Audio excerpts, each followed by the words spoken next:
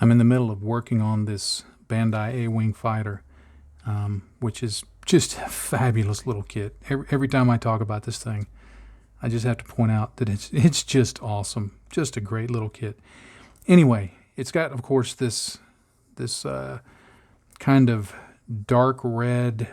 I'm not even sure what you'd call this, but it's a darker red color, and the plastic comes molded in that color. Now, this is something I've already pointed out in the video that's accompanying this, but you'll see this before the video ever comes out. So when the video comes out, if you're thinking, wait, I've seen this before, yeah, you have. But this is the plastic. Of course, it's glossy, but you see the color that it is. I was really pleased with how the paint that I mixed up came out in terms of matching the plastic. It pretty much just looks like I painted matte coat over it.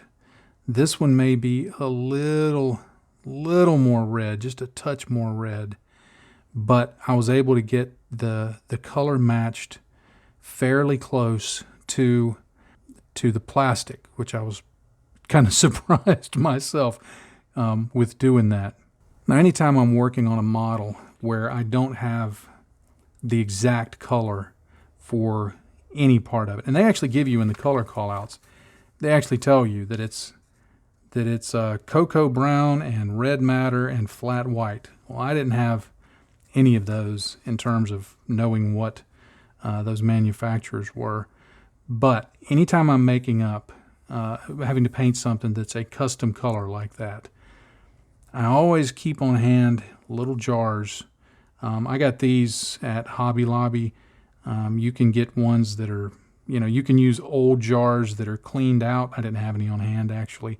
Tamiya sells empty jars of their own stuff. I mean, there's loads of ways of getting those.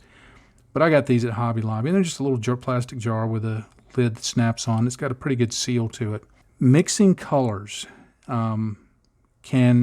sometimes it can seem like this mysterious thing where you put in a little bit of this and put in a little bit of that and hope you end up with the right thing. And that's the way, for a long time, that's the way it was when I was trying to mix my colors. It was, I had no idea. But after, and I think I've pointed this out recently, but after watching a video, I know I have, by a guy named Mark Carter, he's a realist painter, and watching how he mixes and mixes and matches colors, and how he does that really helped me out. So what I did was I looked at this color, and now he's a realist painter. He knows all about colors. I'm a simpler kind of guy.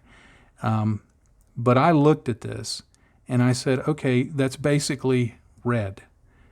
And it's red that leans towards brown, and it's red that leans towards desaturated, meaning it's leaning towards grayer. If you ever used Photoshop and you've used the color picker on there, you know that there's one end of the spectrum that's like the very bright color, and then as you move it along the slider, it moves closer to white, but if you move it further down, it moves closer to black. So in looking at that, I kind of mentally thought about where it would fit on that. So I started off by filling this bottle up about halfway with flat red, Tamiya flat red, because I knew that starting point would be where I wanted to begin with.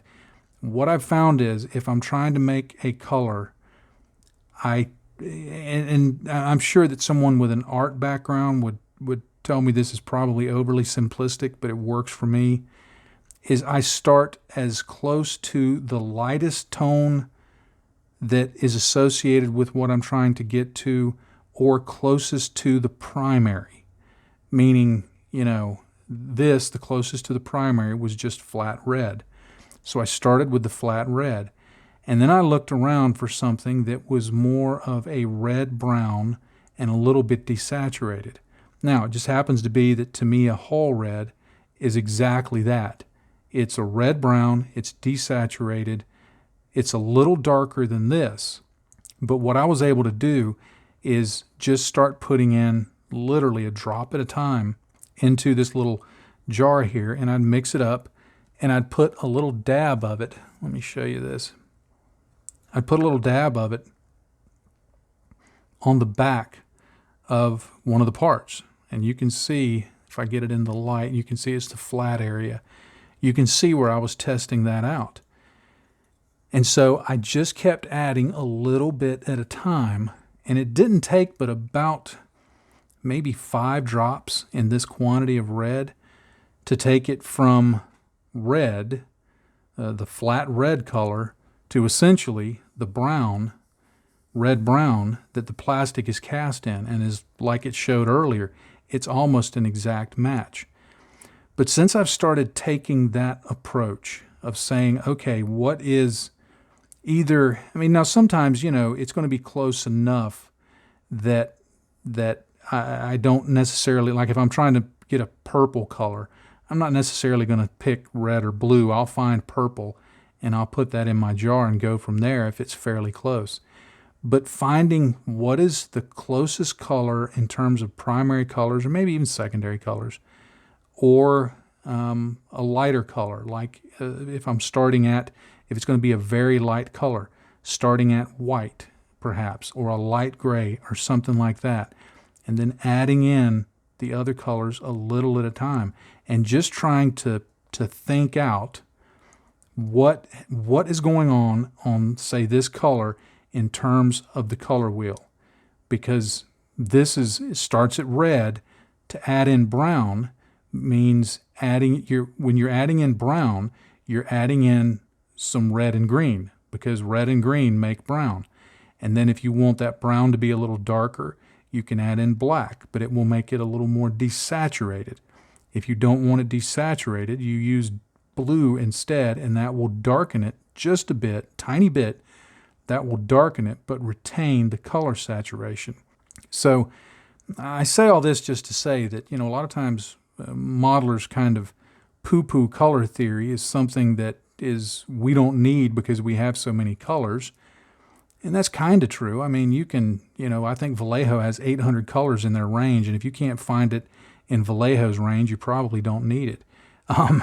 But many times we don't have the colors we need, and so we need to mix it. And applying just a little bit of simple color theory will really help you. You don't have to have an art school understanding. Well, that certainly would help. And the more we understand it, the better.